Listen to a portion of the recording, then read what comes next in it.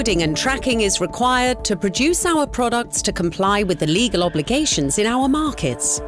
We will take you on a ride through our manufacturing operations in Kiev, the Ukraine. To comply with the legal regulations, all outers and cases are required to receive a unique code. This code is used to track and trace our finished goods throughout our supply chain and beyond. It's an integrated part of our manufacturing and supply chain process within ITG. Coding and tracking start in the production area. All production lines receive additional equipment for printing labels, checking the label quality, and collecting the aggregation data. The manufacturing execution system is adopted as well to provide product master data for label printing as to process and validate data received from the production line. On the start of production, the operator checks to production specification.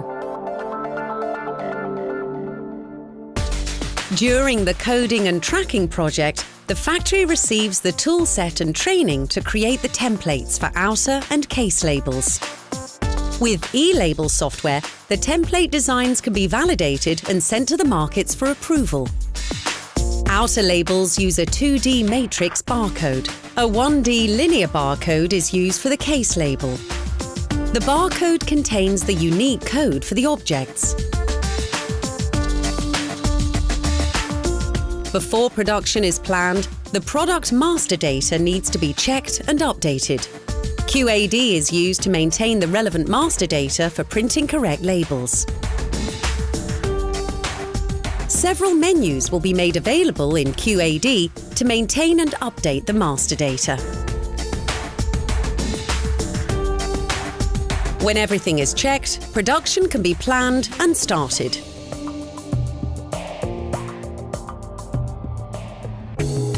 On the start of production, the manufacturing execution system will prepare and send the relevant master data to the label control system. The label control system manages and controls the production line equipment, such as printers, cameras, and barcode readers, which are provided by Global Engineering.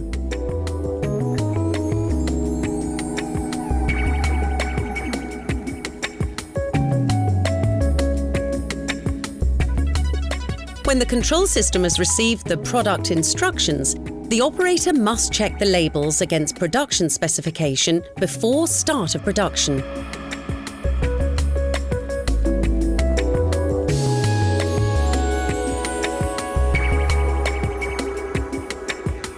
When all checks have been performed successfully, the production can begin.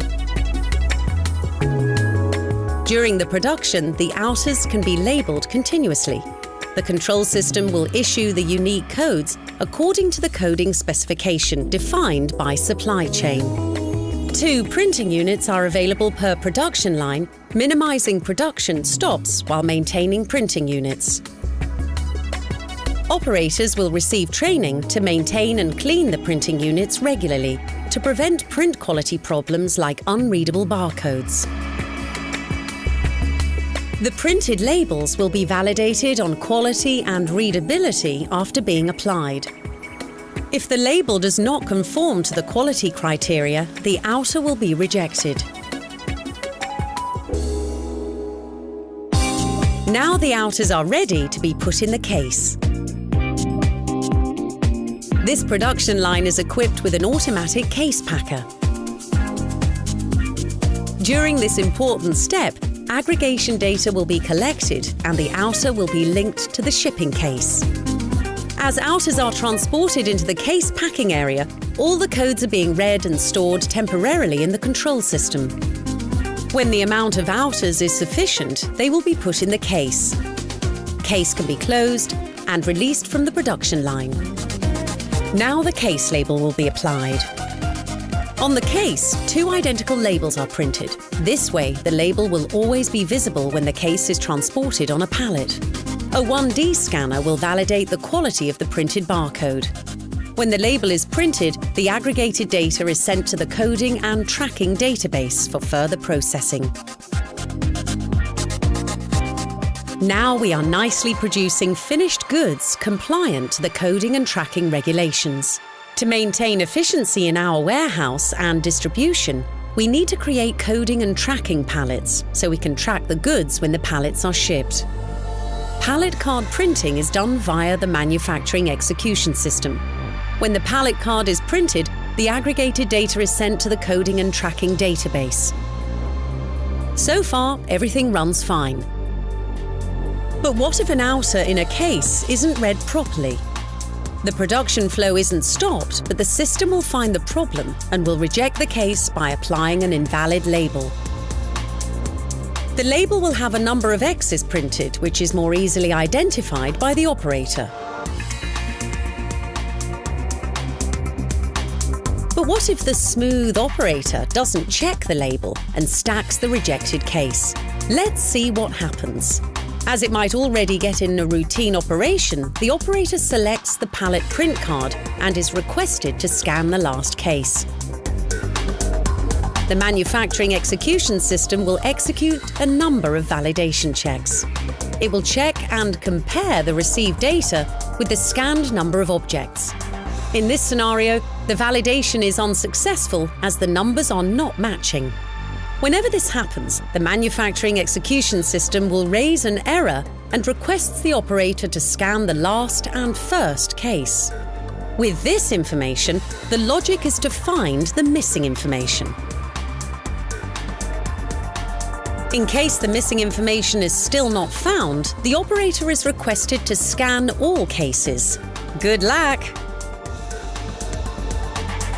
When the operator replaces the rejected case, the manufacturing execution system can be used to maintain the cases on the pallet and remove and add cases so the pallet is correct.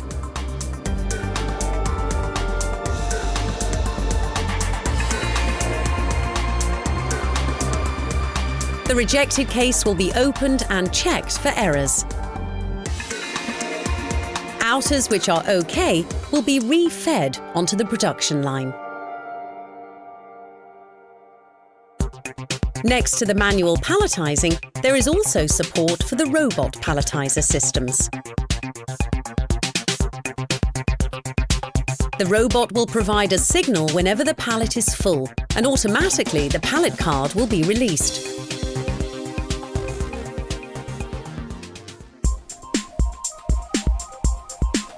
Support is also provided for central palletizing systems. The central palletizing system in Kiev is able to feed 12 pallet locations and has 2 reject lanes.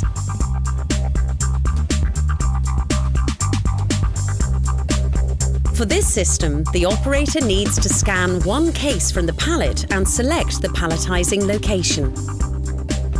This information is used to collect the aggregated data for this specific pallet. Validations will verify if all aggregation data is available, and when everything is correct, the pallet card will be printed.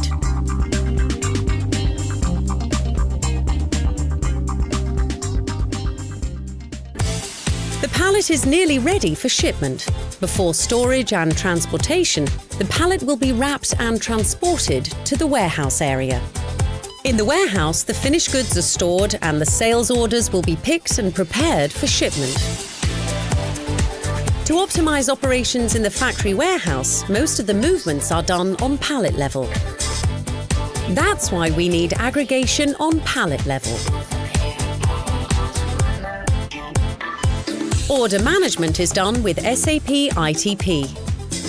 Picking instructions are used in the coding and tracking distribution to manage and control the order and shipment process. Support for quality checks in the warehouse are built in to check if the aggregation of the pallet is correct. Pallet maintenance functions are also available to support, for example, mixed pallet shipments. Now it's time to ship to the customer and to contribute to the company's results.